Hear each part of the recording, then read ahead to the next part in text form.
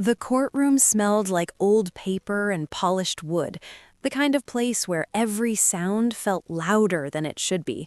Shoes scraped, someone coughed, a chair creaked, and my heart jumped like it had been called out by name. I sat at the defense table with my hands folded so tightly in my lap that my fingers had gone numb. If I let go, I was afraid they'd start shaking, and I couldn't afford that today. Across the aisle, my mother sat stiff-backed in the front row, her arms crossed, her lips pressed into a thin line that I knew too well. She wasn't nervous, she wasn't scared, she was angry. Not at the situation, at me. I kept my eyes forward, even though I could feel her staring. Growing up, that stare had been enough to make me apologize for things I didn't understand yet, for things that weren't my fault, for existing too loudly, wanting too much, asking questions she didn't want to answer. Today, though, I didn't look back, because today wasn't about pleasing her, it was about surviving her. The judge hadn't entered yet, but the tension in the room was already thick. My attorney, Claire, leaned slightly toward me. "Remember," she whispered, "no matter what she says, you don't react. Let her talk." I swallowed. She's going to say things. Claire gave a small nod. "I know. That's why we're here." "That's why we're here." Those words echoed in my head as the bailiff called the room to order. Everyone stood. The judge entered, older than I expected, sharp eyes, slow movements that suggested he missed nothing. We sat. The case was called. My name sounded strange in that space, formal, heavy. This wasn't how I'd imagined things ending up when I was a little girl sitting at the kitchen table, doing homework while my mother criticized the way I held my pencil. This wasn't how I'd imagined family loyalty. But then again, loyalty had always flowed one way.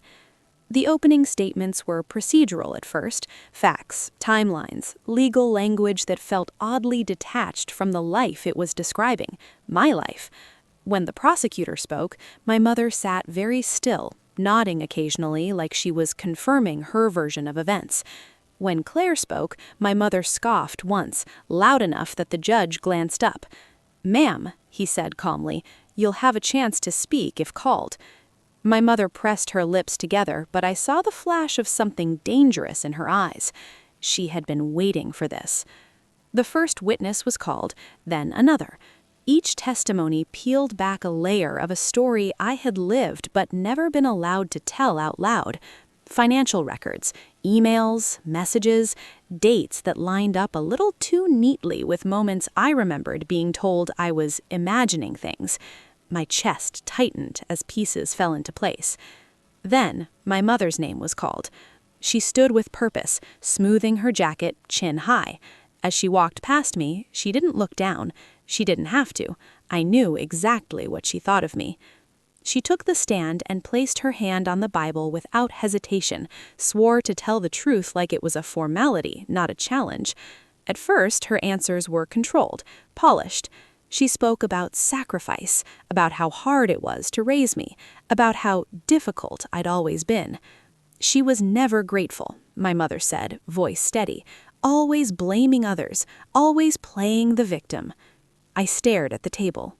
"She made poor choices," she continued, "and when consequences followed, she accused her own family instead of taking responsibility." My stomach churned, but I stayed still. Then the prosecutor asked, "And how would you describe your daughter today?" My mother didn't hesitate. "She's a total disgrace."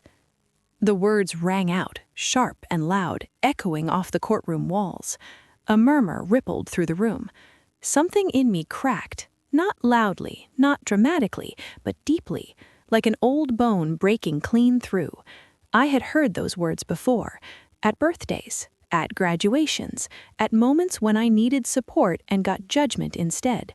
But hearing them here, under oath, in front of strangers, in a place where truth was supposed to matter, was different. My mother leaned forward, warming to her role. "She's ungrateful, dishonest, and always looking for someone else to blame. I tried to guide her, but she refused to listen." I could feel tears pressing at the backs of my eyes, hot and insistent. Don't react. Let her talk. She's here today because of her own actions, my mother concluded, not mine. The prosecutor nodded, satisfied. Claire stood slowly. Mrs. Harris, she said gently, you've said your daughter is dishonest. Is that correct? Yes, my mother replied firmly. And yet, Claire continued, you co-signed the loan that's central to this case, correct? My mother hesitated for half a second. Yes. And you accessed the account multiple times without notifying her? That was to help manage things, my mother said sharply. Claire tilted her head. Without permission? Silence. My mother's jaw tightened. She didn't object. Because she didn't know, Claire replied calmly. The room felt suddenly very still. Claire continued, you also transferred funds from that account to your own, is that correct? My mother's voice rose. That money was reimbursement for everything I've done for her. For raising her? Claire asked. Yes. Claire nodded slowly. Mrs. Harris, are you aware that parental support is not a loan? A few people in the gallery shifted uncomfortably. My mother's face flushed. She owes me. Claire let the words hang in the air. Thank you, she said softly. No further questions. My mother stepped down, breathing hard, eyes blazing. As she returned to her seat, she finally looked at me. There was no remorse there, only resentment, as if I had forced her into this. The judge leaned back slightly, steepling his fingers. He looked at my mother, then at me, then down at his notes. For the first time since the session began, his expression changed, not neutral, concerned. I felt it before he spoke, the shift, subtle, but unmistakable. He leaned forward, and when he did, the room seemed to hold its breath. Mrs. Harris, the judge said, his voice calm but firm, I have a question. My mother straightened, confidence flickering back. Yes, Your Honor? He glanced down at the documents once more, then looked up directly at her. You've described your daughter as a disgrace, he said evenly. My heart pounded. But what I'm seeing here, he continued, tapping the file, suggests a very different story. My mother's smile faltered. The judge leaned forward just a little more, and then he said the words that would change everything. But not yet, because before the truth could land, everything my mother had buried was about to come up, and when it did, there would be no hiding from it. The judge's silence stretched longer than felt comfortable. I could hear my own breathing, slow, careful, like I was afraid any sudden movement might break whatever fragile balance had settled over the room. My mother shifted in her seat, straightening her back as if posture alone could restore control. She had always believed authority came from looking certain, even when the ground beneath her was unstable. The judge adjusted his glasses and turned a page in the file. Mrs. Harris, he said again, you testified that your daughter is dishonest, that she habitually avoids responsibility, that her current situation is entirely of her own making. Yes, my mother said quickly, too quickly. That's exactly what I said. He nodded once.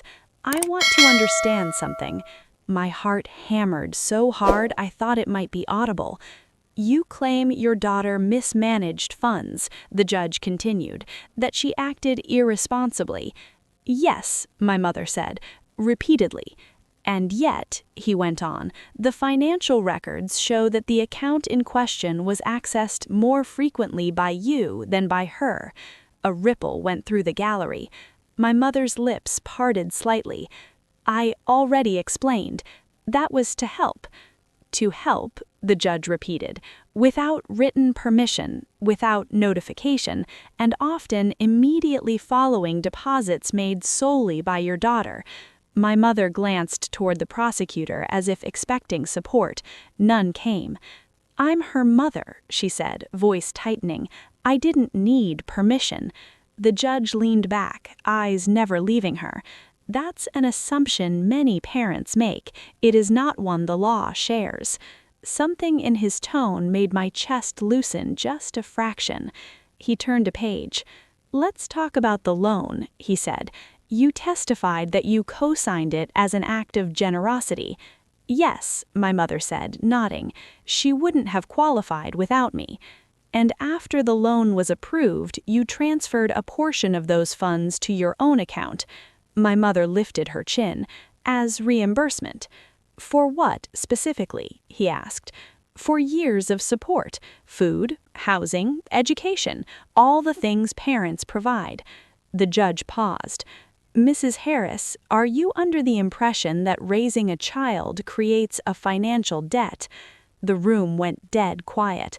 My mother opened her mouth, then closed it again. "She owes me respect," she said finally. The judge nodded slowly. "Respect is not currency." I felt something unfamiliar rise in my chest. Validation. He turned slightly toward me for the first time. "Miss Harris," he said, "I have a few questions for you." I straightened, hands still folded, heart racing. "Yes, Your Honor." "Did you authorize your mother to withdraw funds from your account?" "No," I said clearly. "Did you know she had done so?" "No." "Did you ever agree that financial support provided during your childhood would later be repaid?" "No," I said again, my voice steadier than I expected. The judge nodded and made a note. Then he looked back at my mother. "You described your daughter as a disgrace," he said calmly. "But what I see here is a pattern." My mother stiffened. "A pattern," he repeated, "of control masked as care, of access taken without consent, of boundaries dismissed under the justification of family." Her face flushed a deep red. "That's not fair." "Fairness," the judge said, "is exactly what this court is concerned with." He leaned forward again, forearms resting on the bench now, voice firm. "You have presented yourself as a victim of ingratitude," he continued, "but the evidence suggests something else." My mother's hands clenched in her lap. "It suggests financial exploitation." A gasp escaped someone in the gallery. I felt dizzy, not from shock, but from the sudden release of something I'd been carrying for years. Someone else was finally saying the words I'd never been allowed to say. The prosecutor cleared his throat, but said nothing. The judge continued. "This court does not exist to reinforce family hierarchies or reward authority unearned. It exists to establish facts." He flipped the file closed. "And the facts indicate that your daughter did not disgrace you." My mother shook her head sharply. "You're wrong." The judge looked at her steadily. "Mrs. Harris, your daughter trusted you. You violated that trust." Silence swallowed the room. I felt my eyes burn, but I didn't look away. For the first time in my life, someone with power was looking directly at my mother and not flinching. The judge turned back to me. "Miss Harris," he said gently, "do you wish to add anything before I rule?" I hesitated. This was the moment I'd imagined and feared in equal measure. The moment where I could finally speak freely or retreat into the safety of silence I'd learned so well.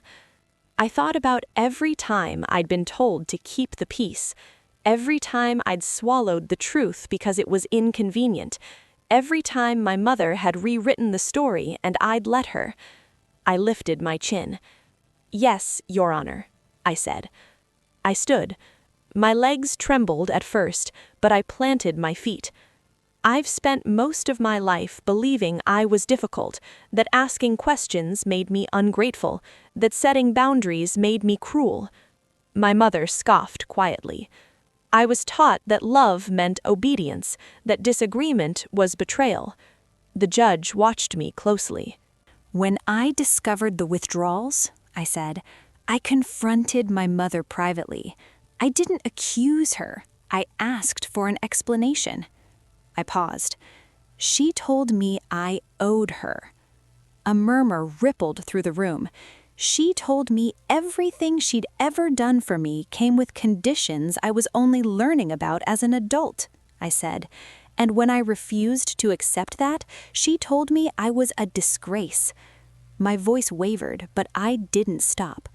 I'm not perfect, I said, but I am honest, and I'm here because I finally chose not to stay silent. I sat down. My hands were shaking now, but I felt lighter than I ever had. The judge took a long breath. "Thank you," he said. He looked at my mother one last time. "This court will take a brief recess," he announced. "I will issue my ruling shortly." The gavel struck. As people stood, the room buzzed with low voices. My mother didn't move. She stared straight ahead, face rigid, as if refusing to accept that anything had changed. Claire leaned toward me. "You did beautifully," she whispered. I nodded, barely hearing her, because for the first time, I wasn't waiting to see if my mother approved. I was waiting for the truth to be acknowledged, and I could feel it now, inevitable, pressing closer. Whatever the judge said next, it would finally put words to what I had lived through, and once spoken, nothing would ever be the same again. The hallway outside the courtroom felt colder than it should have. People clustered in small groups, whispering, speculating, pretending not to stare at me. I leaned against the wall near a window, arms folded, breathing slowly like Claire had taught me. In through the nose, out through the mouth. Don't borrow fear from the future. Across the hall, my mother stood with the prosecutor. She wasn't crying. She wasn't shaking. She was talking. Quick, clipped sentences, sharp hand gestures, the same way she used to talk to teachers when I was a kid and she thought I was being misunderstood. I watched her for a moment and felt something surprising. Not anger, distance, like watching a storm through glass. You can see the lightning, hear the thunder faintly, but it can't touch you. Claire nudged my elbow gently. "How are you holding up?" "I don't know, honestly. Lighter and heavier. Both." She smiled.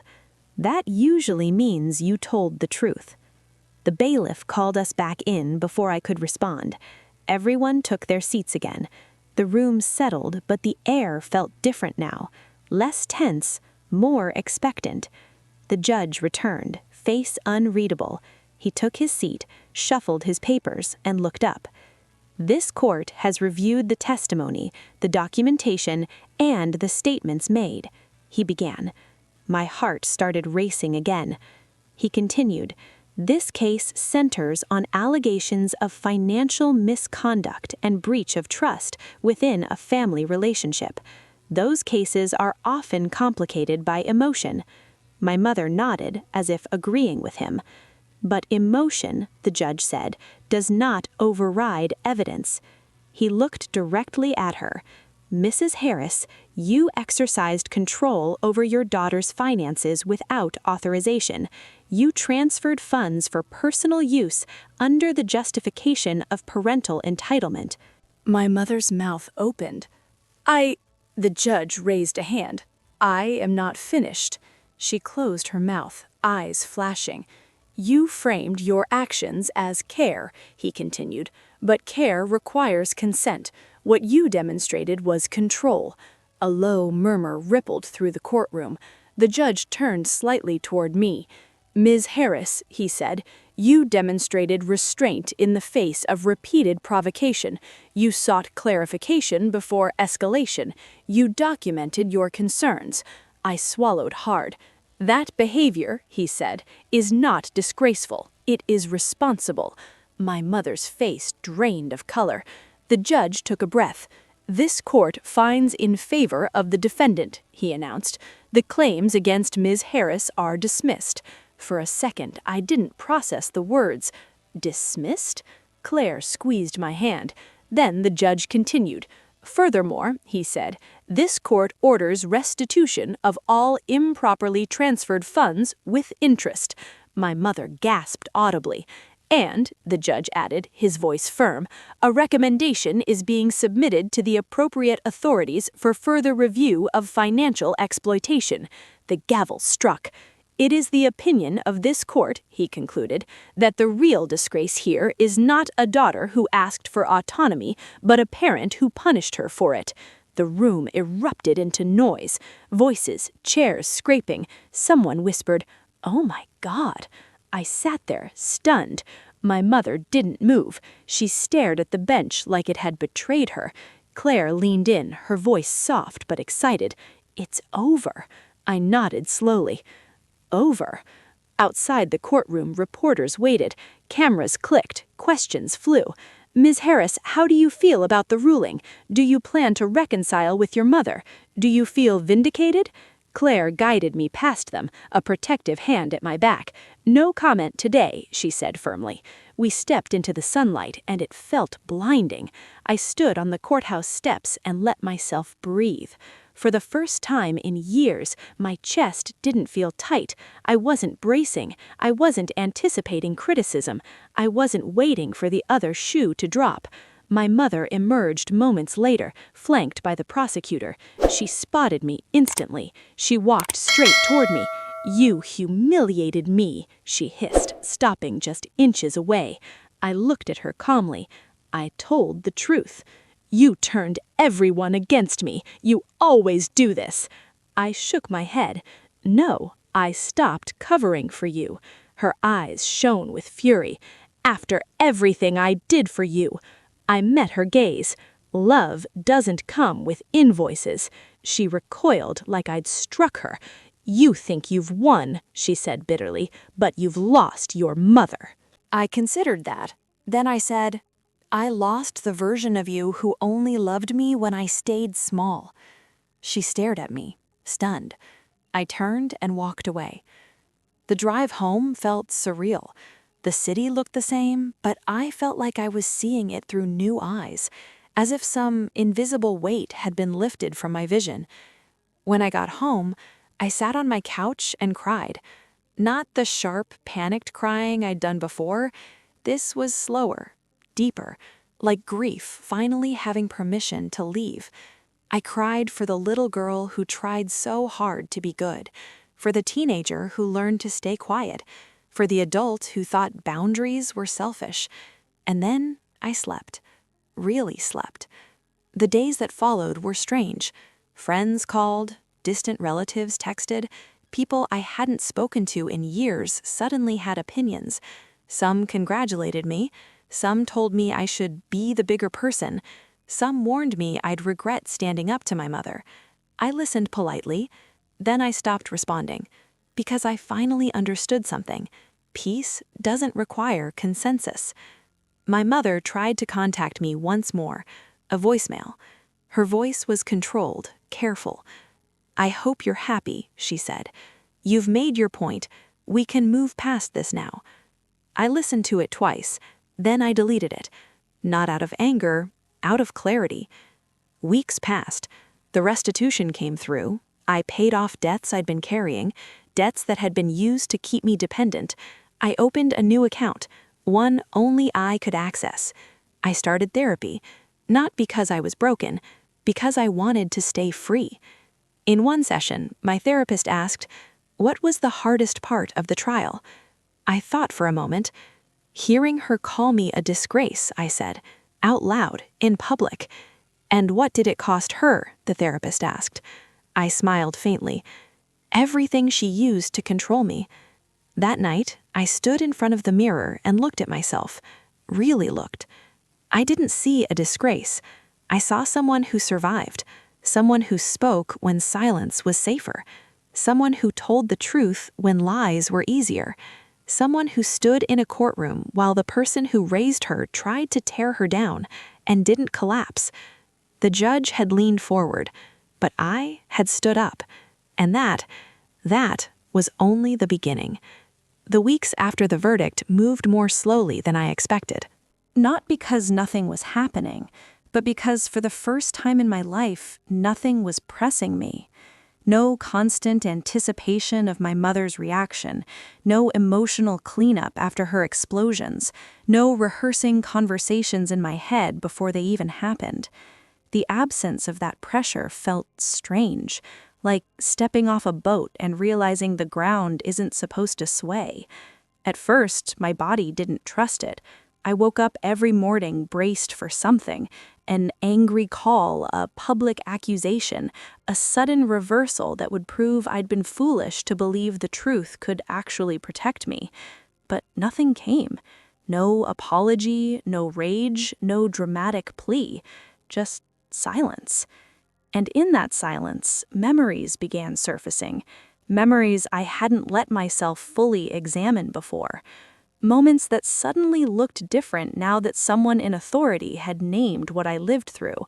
Control, exploitation, punishment for independence. I remembered being 16, working my first job, and my mother insisting I deposit my paychecks into an account she helped manage. I remembered the way she'd sigh dramatically if I asked for money back, the way she'd remind me of everything she'd sacrificed. I remembered being told I was lucky to have a mother who cared so much. I had mistaken surveillance for love. One afternoon, while sorting through old paperwork, I found a folder I hadn't opened in years. Bank statements, loan documents, notes in my mother's handwriting explaining transfers I'd once accepted without question. This time, I saw them clearly. Patterns don't lie. I brought the folder to my therapist the next day. She flipped through it quietly, then looked up at me. "Do you know what this is?" she asked. "Evidence," I said. She nodded. "And do you know what else it is?" I shook my head. "Proof that you were never imagining things." That hit harder than the verdict ever had, because part of me, the deepest, most stubborn part, had still been waiting for confirmation, still afraid that maybe, somehow, I had exaggerated, that maybe I really was difficult, ungrateful, disgraceful. Now, there was nowhere left for that doubt to hide. A month later, I ran into my mother unexpectedly. The grocery store, cereal aisle, bright lights, and ordinary life. She froze when she saw me. For a split second, I saw panic clash across her face. Then, pride snapped back into place like armor.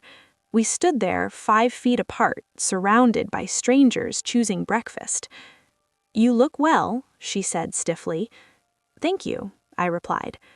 Her eyes flicked to my cart, then back to my face. "I suppose you feel vindicated." I considered the word. "No," I said. "I feel clear." She scoffed softly. "You always did like to dramatize." I felt a familiar urge rise, an old reflex to explain myself, to soften the moment, to make her less uncomfortable. And then it passed. "I hope you're taking care of yourself," I said calmly. She stared at me, confused by my lack of engagement. "That's it?" she asked. "That's it," I said. I walked away, heart pounding, not from fear, but from disbelief at how easy it was now. That interaction stayed with me, not because it hurt, but because it didn't. My mother had lost the ability to define me, and without that power, her words were just sounds. At work, I noticed changes too. I spoke up more. I stopped apologizing before making requests. I trusted my judgment instead of second-guessing it. One afternoon, my boss pulled me aside. "I've noticed a shift," she said. "You seem steadier." I smiled. "I am." She nodded thoughtfully. "Whatever you're doing, keep doing it." That night, I went home and wrote a letter. Not to my mother, to myself. I wrote about the courtroom, about the moment she called me a disgrace, about the judge leaning forward, about standing up and speaking without shrinking. I wrote about the fear and how it hadn't killed me. I sealed the letter and tucked it into a drawer, a reminder for the days when old doubts might try to creep back in. Because healing isn't linear. Some nights, I still dreamed of my mother yelling, of being small again, of trying desperately to explain myself while no one listened. But when I woke up, I wasn't trapped in those dreams anymore. I was awake. I was safe. I was free. My phone buzzed one evening with a message from an unknown number. It was her. "We need to talk. This has gone on long enough." I stared at the screen for a long time. Then I typed back one sentence. "I'm open to conversation when it's based on respect, not control." 3 dots appeared, then disappeared. No reply. And for the first time, I didn't feel rejected. I felt protected by my own boundary. Another week passed, then another, and something unexpected happened. I stopped thinking about the case every day. It faded into the background of my life, not erased, not minimized, but integrated. A chapter, not the whole story. I joined a weekend class, met new people who knew nothing about my family, nothing about courtrooms or accusations. They knew me only as I was now, and that felt peaceful. One night, while walking home, I realized something that made me stop mid-step. I wasn't angry anymore. I wasn't waiting for justice. I wasn't replaying arguments in my head. I was living. The courtroom had been a turning point, but it wasn't the ending. It was the moment the spotlight shifted, from her narrative to mine. I didn't realize how loud my life had been until it finally went quiet. Not the empty kind of quiet, the kind that echoes and aches, but the steady kind, the kind that lets you hear your own thoughts without flinching, the kind that doesn't demand vigilance. For a long time after the courtroom, I kept waiting for something to happen. A confrontation, a reversal, a dramatic apology that came with new strings attached. Nothing did. And slowly, that waiting loosened its grip on me. The truth is, the verdict didn't just close a case, it closed a role I had played my entire life, the role of the problem, the difficult one, the emotional one, the disgrace. I had worn those labels for so long that taking them off felt disorienting at first, like stepping outside without a coat you've always needed. You keep expecting the cold, but the cold never came.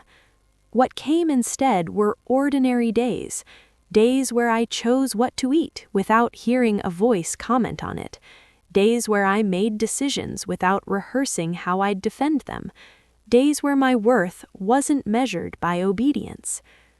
I didn't cut my mother out of my life in a dramatic way.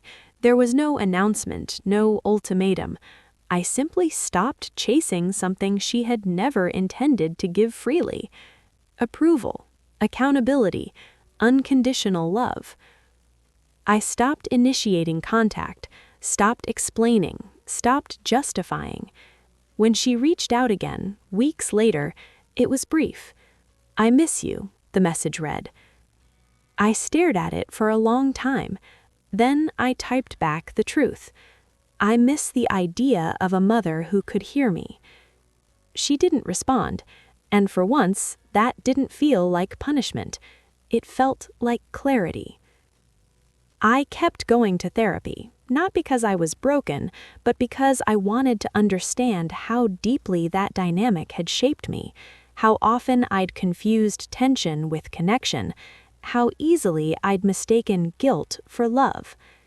In one session, my therapist asked me something that stopped me cold. "If your mother had never changed," she asked, "what kind of life would you still be allowed to live?" The answer came instantly. A smaller one. That was all I needed to know.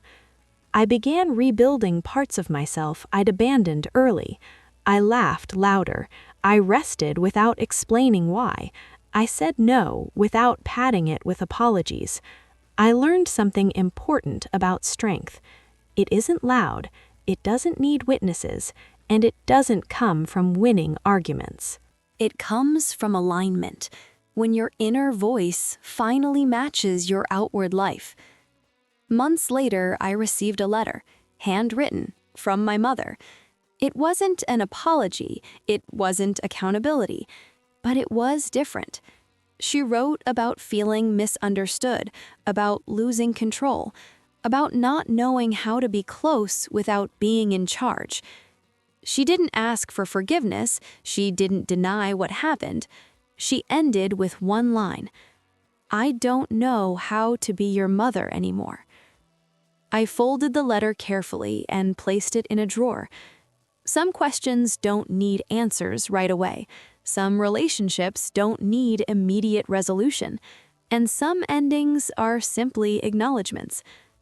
I didn't respond, not because I was angry, but because I was finally listening to myself. One evening, as I sat on my balcony watching the city lights flicker on, I thought back to the courtroom, to the moment my mother stood and called me a disgrace, to the way the word had hung in the air, heavy with history, to the way it used to define me. And then I remembered the judge leaning forward, not dramatically, not angrily, but attentively, as if to say, "Something important is happening here. Pay attention." What he did wasn't just correct her, he named the truth, and in doing so, he gave me something I'd never had before. A mirror that didn't distort me. That moment didn't make me strong. It revealed that I already was. I had survived being minimized. I had survived being controlled. I had survived being told my pain was inconvenient. And I had stood up anyway. Not to punish her, not to embarrass her, but to stop disappearing. The story people heard was simple. A daughter accused her mother. A judge ruled in her favor. Justice was served. But the real story, the one that mattered, was quieter. A woman finally stopped carrying shame that was never hers. She learned that truth doesn't need consensus, and she chose a life where dignity came before approval. In the courtroom, my mom yelled, "She's a total disgrace." But she didn't know something then. She didn't know that the word would finally lose its power. She didn't know the judge would lean forward, and she didn't know that the daughter she tried to break had already learned how to stand, not against her, but for herself. And that changed everything.